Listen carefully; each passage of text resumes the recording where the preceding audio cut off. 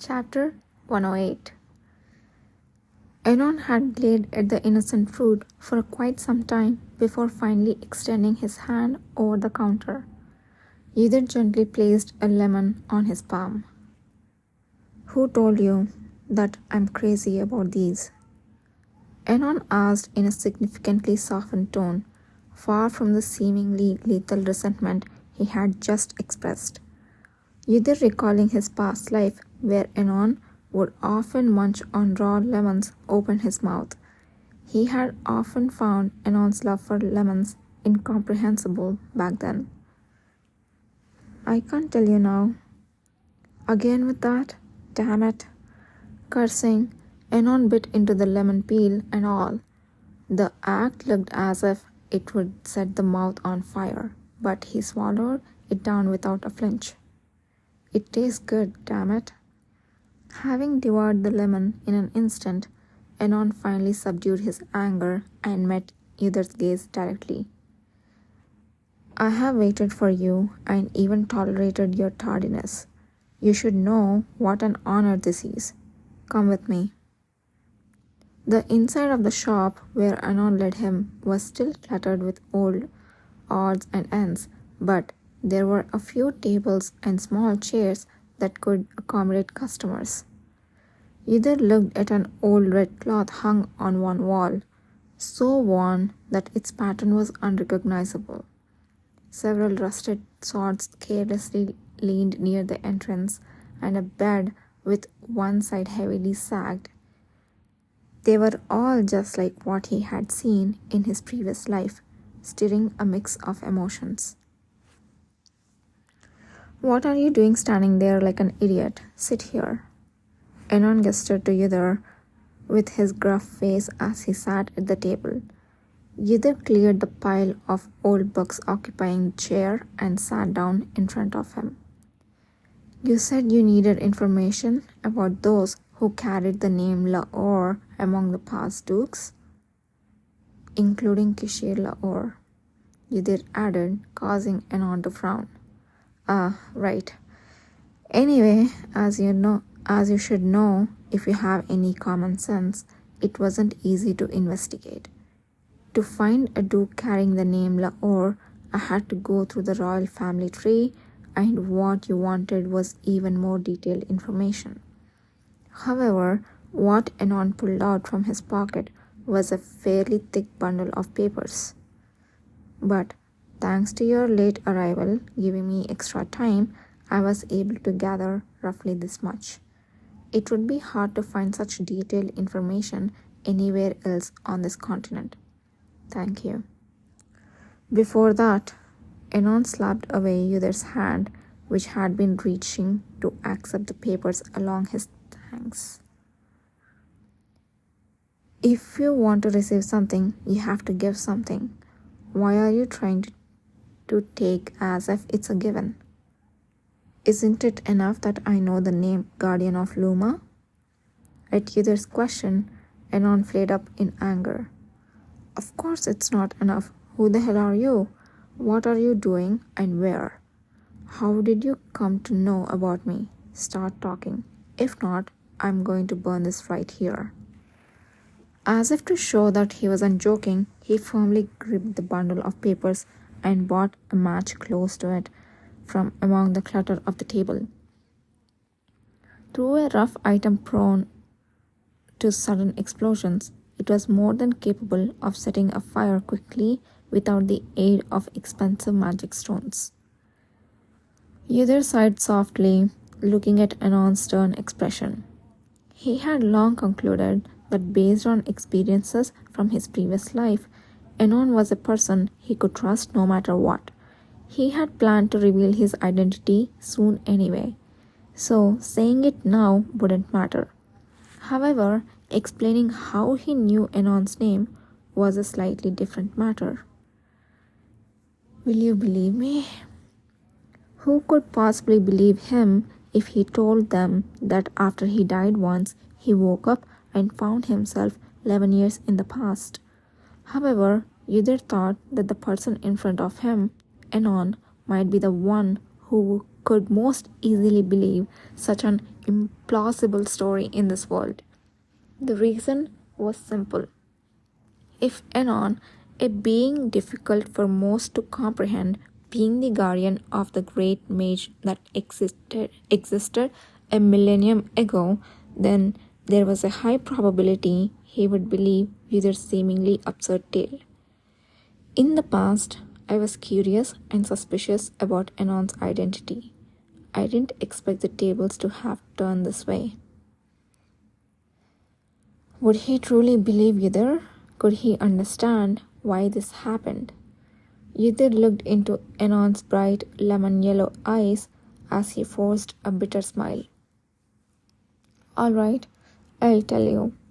My name is Yudhir Ale. I come from commoners. I'm currently a member of the cavalry, and I awakened my powers 2 years ago. Yudhir Ale, I don't recall.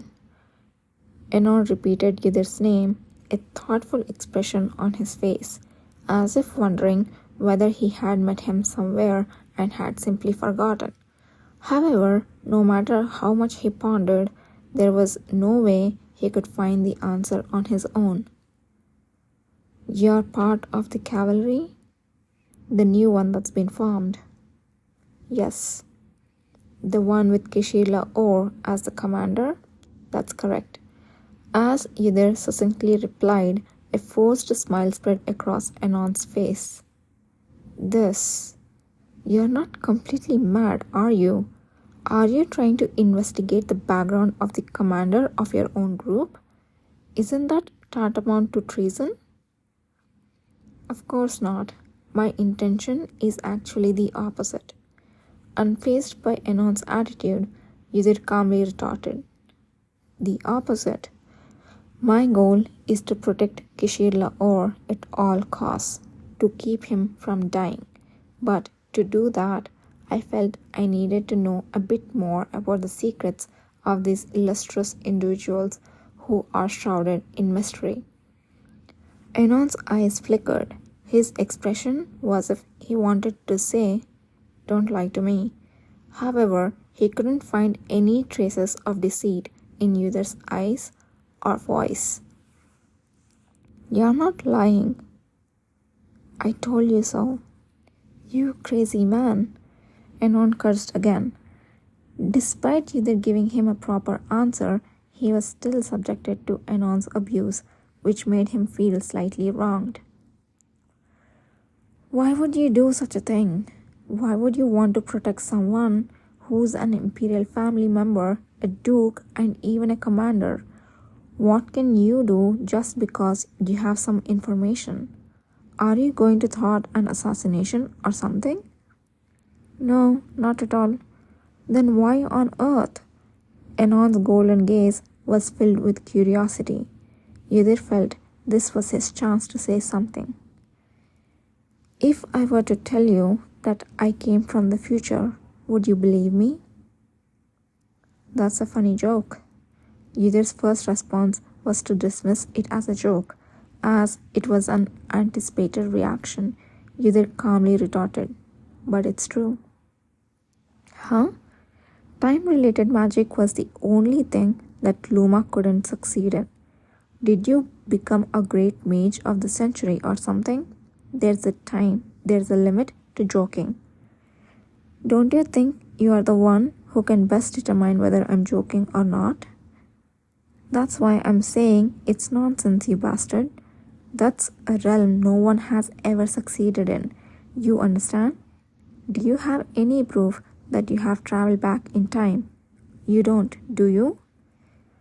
Just because nobody has succeeded doesn't mean it will never happen.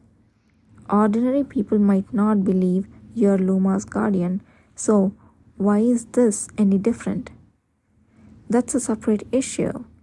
Then, where do you suppose I learned of your true identity? Piercing through Anon's dismissive deflection with his soft retort, Yudhir was able to make him change his expression for the first time. What? All I know about you have revealed to me yourself. You are the guardian of the Archmage Luma. You said yourself that you have lived for a very long time. You have gathered information here and there, and you liked lemons. I know more beyond that. That's my proof. Still won't believe me? Yether saw Anon blink rapidly, his eyes wide and astonished. His expression flickered with confusion, surprise, skepticism, and disbelief, then became sharply serious. It was a look Yether had never seen on him before, despite having observed Anon for a long time. Yether felt a weighty pressure, as though he was slowly sinking into cold, deep waters. However, he managed to maintain composure, showing no change in his outward expression. What's your purpose then? Why do you seek me out? Like I said, to protect Kishirla Or. You came back in time for that? Such a grand action for just that reason? Are you telling me to believe that? Anon seemed to quickly pick up on the fact that Yether wasn't telling the whole story. It seemed he had to reveal more to satisfy Anon. After a brief hesitation, Yether decided to share the larger goal he had in mind, which would gradually unfold with time. And I want to prevent the same events from happening again before I came back here. Okay, now it's starting to make sense. The same events. Are they personal? No personal issues. That's all for now. After stating that, Yether added one more sentence. The reason I came to you is because I thought you were the only person who could help me with this matter without tricking me. Tricking? Anon's expression changed dramatically in an instant. I can't believe this to an information broker who could potentially trick me. There are limits to the information I can find myself. So you really just wanted this information? That's what I said. From Yether's perspective, he was entirely sincere, but Anon looked incredulous. Each word you say sounds like a complete lie. Yet, why can't I shake off the feeling that you are not lying? Is something wrong with me? Anon, heaving a deep sigh, shifted his gaze to the bundle of papers in his hand. Alternating between looking at Yether and the papers, he slowly put down the match he had been holding on his hand. The cold, tense atmosphere then eased back to normal. It was brief, but Yether remembered the intense pressure he had felt from Anon. It was a power unlike anything he had ever felt before, somewhat similar to magic, yet not, and also different from the energy emanated by awakeners. It was a strange energy. Perhaps it was a power inherent to his being a guardian. I didn't ask you to believe me right away. You can take your time to watch and judge. Why should I watch you? Didn't I clearly say that I would only help you this one time?